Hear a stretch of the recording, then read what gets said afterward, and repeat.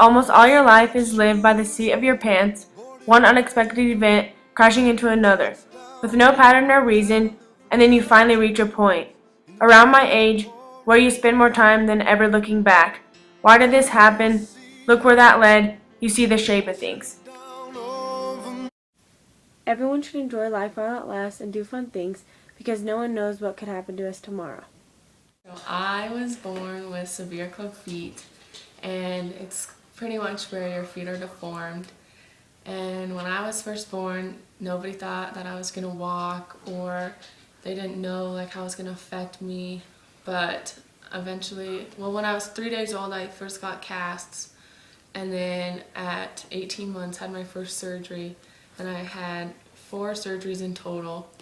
And before that, I learned how to walk really late because of my feet, and like my mom had to go to kindergarten with me because I couldn't walk and like really like do a lot of stuff on my own. But now I'm like normal, and like my ankles are just small, but now I can actually walk, do sports and everything. And they hurt, but at least I can walk, and at least like I'm better now, and I'm just thankful that I'm better now. In life, there is nothing more expected and surprising than the arrivals and departures of pleasure. If we find it in one place today, it is vain to seek it there tomorrow. You cannot lay a trap for it.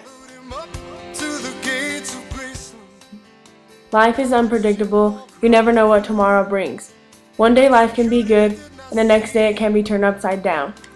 Explain your younger years with your family and explain how it shaped who you are today. My name is Juliana Lambert. When I was 6 years old, from 6 to an infant, I lived with my grandparents because my mother was a drug addict and she didn't want anything to do with me and my brother. So we lived with my grandma and grandpa for good until I was about 8 years old, and they both passed away, my grandma and my grandpa.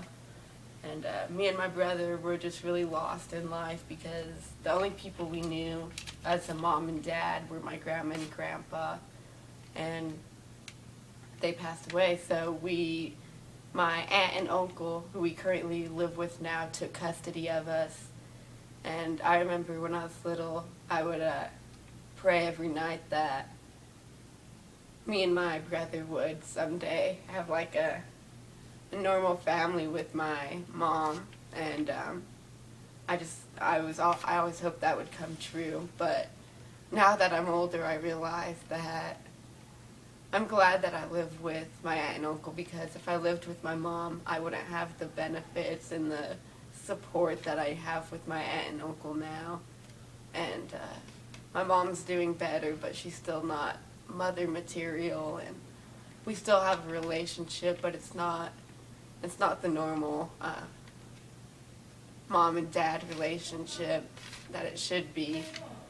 We're more like best friends instead of moms and dads, but I feel thankful that my mom chose to keep us away from her and her activities that she was involved in, instead of tagging me and my brother along just for the journey when we have everything we could ever want with my aunt and uncle. I believe that God has a reason for what he did to me.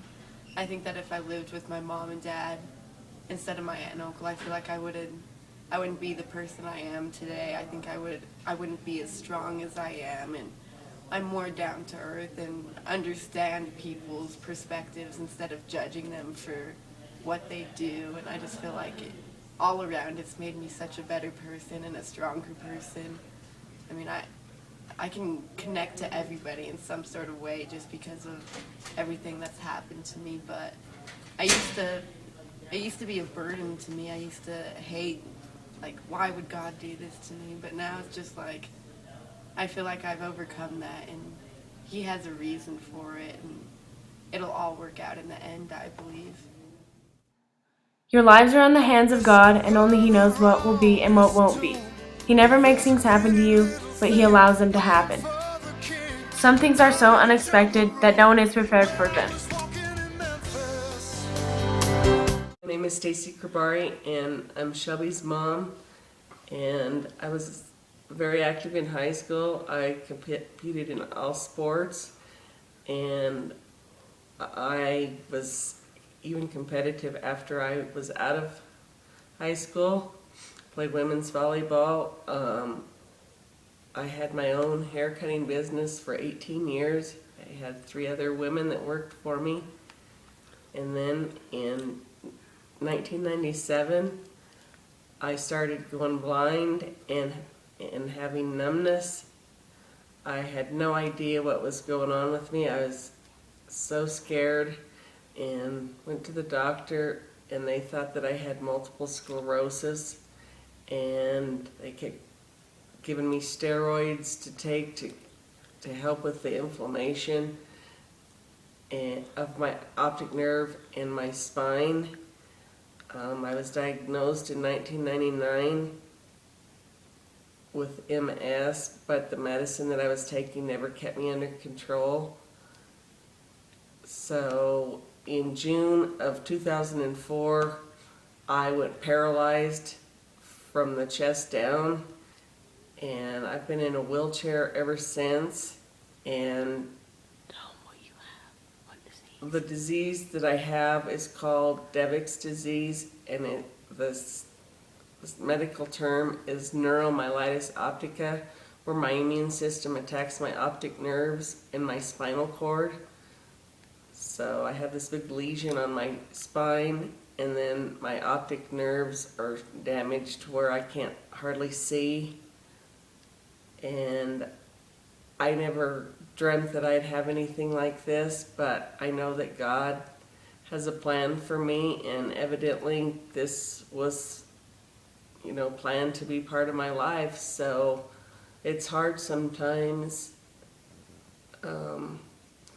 I lost my husband. I lost my house. I live on my own and have to have people come in every day to help me get through the day because I can't do it on my own. We don't know how many days we have left in this world, so we should live every day to the fullest. Natural disasters like this forest fire is an example of the unexpected. Thanks for watching This Salidan Life by Shelbie Cribari. I wish the best to the senior class of 2013. WC Handy, won't you look down